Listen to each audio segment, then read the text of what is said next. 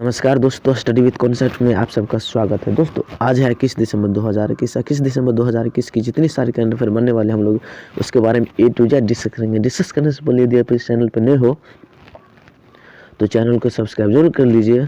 और लास्ट में मैं आपसे एक क्वेश्चन भी पूछूंगा, उसका आंसर कमेंट बॉक्स में देना है। तो चलिए हम लोग स्टार्ट कर ही देते हैं बिना देरी किए हुए। तो चलिए पहला प्रश्न है, किस संस्थान के शोधकर्ताओं ने ओमाइक्रोन प्रकार का पता लगाने के लिए आरटी-पीसीआर आधारित किट विकसित की है? इसका ऑप्शन बी सही आंसर हो जाएगा, आईआईटी दिल्ली। जी हाँ, आईआईटी दिल्ली के कुसुमा ऑफ कॉलेज बायोलॉजिकल साइंसेज के शोधकर्ताओं ने जो है कि सार्स-कोवी-2 के ओमिक्रॉन वेरिएंट का पता लगाने के लिए सार्स-2 के ओमिक्रॉन वेरिएंट का पता लगाने के लिए जो है कि आरटी-पीसीआर आधारित किट विकसित की है। आप लोग इसे याद रखिएगा। अब दूसरा प्रश्न है, वर्ष 2021 के एसजेएफआई स्पोर्ट्समैन से किसे सम्मानित किया गया? इसका सही आंसर हो जाएगा नीरज चोपड़ा। नीरज चोपड़ा जो है कि टोक्यो ओलंपिक में स्वर्ण पदक जीतने वाले एकमात्र खिलाड़ी हैं। यह इसे जो है कि एसजेएफआई स्पोर्ट्समैन ऑफ द ईयर 2021 जो है कि चुना गया। दोस्तों स्टडी विद कॉन्सेप्ट में आप सबका स्वागत है। दोस्तों आज है 21 दिसंबर 2021। 21 दिसंबर 2021 की जितनी सारी करंट अफेयर बनने वाले हम लोग उसके बारे में ए टू जेड डिस्कस करेंगे। डिस्कस करने से पहले यदि आप इस चैनल पर नए हो तो चैनल को सब्सक्राइब जरूर कर लीजिए। और लास्ट में मैं आपसे एक क्वेश्चन भी पूछूंगा, उसका आंसर कमेंट बॉक्स में देना है। तो चलिए हम लोग स्टार्ट कर ही देते हैं बिना देरी किए हुए।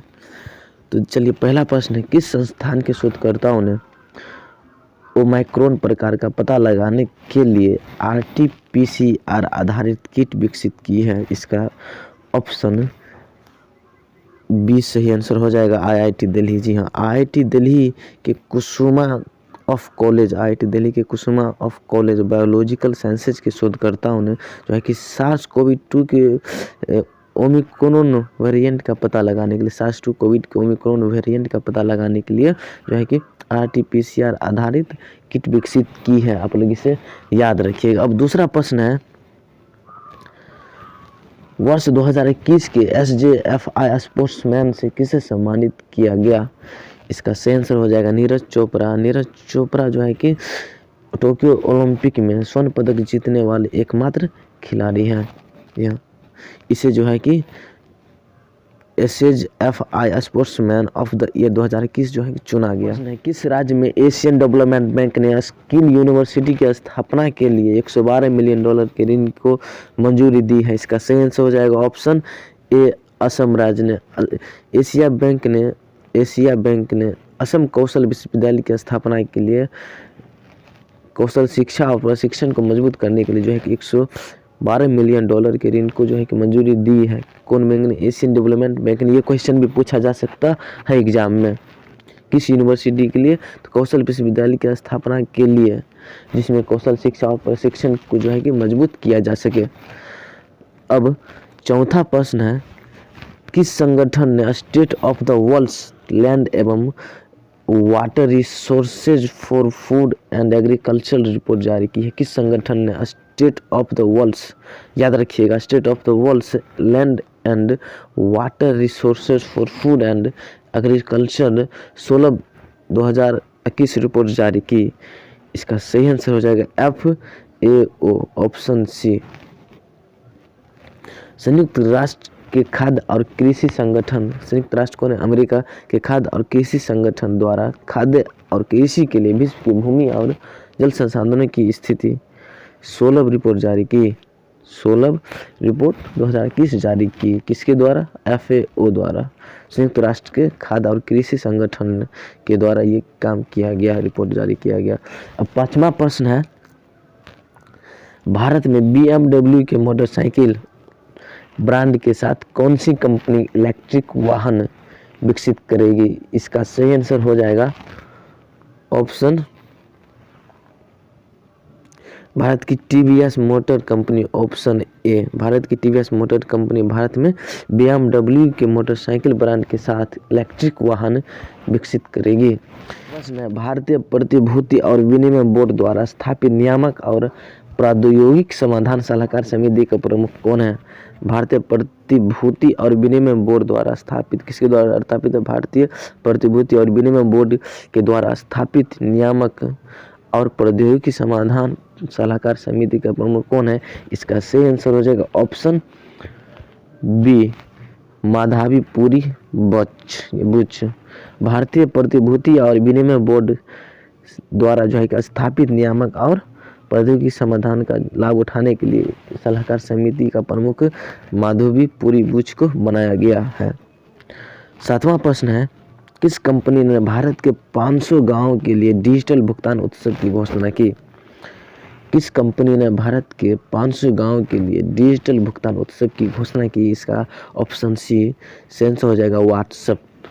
या 8वां प्रश्न है, किस कंपनी ने 4667 मेगावाट हरित ऊर्जा की आपूर्ति के लिए कितना 4667 मेगा हरित ऊर्जा की आपूर्ति के लिए भारतीय सौर ऊर्जा निगम के साथ एक खरीद समझौते पर हस्ताक्षर किया? भारतीय सौर ऊर्जा निगम के साथ एक खरीद समझौते पर हस्ताक्षर किया? Adani green energy. इसका सेंस हो जाएगा ऑप्शन सी। किस कंपनी ने 4667 मेगावाट हरित ऊर्जा की आपूर्ति के लिए भारतीय और ऊर्जा निगम के साथ एक खरीदारी समझौते पर हस्ताक्षर किया? और भारतीय सौर ऊर्जा निगम के साथ अदानी ग्रीन एनर्जी का समझौता हुआ 4667 मेगावाट ऊर्जा की आपूर्ति के लिए। अब 9वां प्रश्न है, राष्ट्रीय अल्पसंख्यक अधिकार दिवस किस तारीख को मनाया जाता है? इसका ऑप्शन 20 सही आंसर हो जाएगा 18 दिसंबर को। और मैं आपको बता दूं, भारत में जातीय अल्पसंख्यकों के लिए स्वतंत्रता और समान अवसरों के लिए अधिकार को बनाए रखने और अल्पसंख्यकों के सम्मान और सम्मान के बारे में जागरूकता पैदा करने के लिए हर साल 18 दिसंबर को अल्पसंख्यक अधिकार दिवस के रूप में मनाया जाता है। अब लोग इसे याद रखिएगा। अब 10वां प्रश्न है, राज कपूर नामक पुस्तक के लेखक कौन है? द मास्टर एट वर्क जो है कि लिखा गया है, उपराष्ट्रपति एम द्वारा जारी किया गया। इसे उपराष्ट्रपति जो है कि एम वेंकैया नायडू है, उसके द्वारा जारी किया गया है। तो इसका सही आंसर कौन हो जाएगा? राहुल रवीली, ऑप्शन डी इसका सही आंसर हो जाएगा। उपराष्ट्रपति जो है कि उपराष्ट्रपति ने Raj Kapoor the master at work पुस्तक का विमोचन किया और जो है कि राहुल रवेल द्वारा लिखित है। 11वां प्रश्न है, नासा के अंतरिक्ष यान का नाम बताइए जो सूर्य के बाहरी वातावरण से गुजरने वाला पहला अंतरिक्ष यान बन गया है। इसका सही आंसर हो जाएगा नासा के जो है कि अंतरिक्ष यान है जिसका नाम है पार्कर सोलर प्रोब। जी हाँ, यह जो है कि सूर्य के बाहरी हिस्सा यानी कि जिसको बोलते हैं कोरोना, सूर्य के बाहरी हिस्सा क्या बोलते हैं कोरोना, वहाँ में उसमें प्रवेश कर गया है। कौन? पार्कर सोलर प्रोब प्रवेश कर चुका है। अब 12वां प्रश्न है, विश्व अरबी भाषा दिवस हर साल किस दिन मनाया जाता है? इसका ऑप्शन जो है कि डी सही आंसर हो जाएगा। 2012 से ही इसे जो है कि मनाया जा रहा है विश्व अरबी भाषा दिवस। और आपके लिए आज का सवाल है, किस संस्थान ने ट्रैकिंग यूनिवर्सल जारी किया कवरेज 2021 वैश्विक निगरानी रिपोर्ट? ये किस संस्थान ने ट्रैकिंग यूनिवर्सल जारी किया कवरेज 2021 वैश्विक निगरानी रिपोर्ट? इसका सेंस आप कमेंट बॉक्स में कमेंट करें और ये वीडियो अच्छी लगी हो तो लाइक ज़रूर कर दें।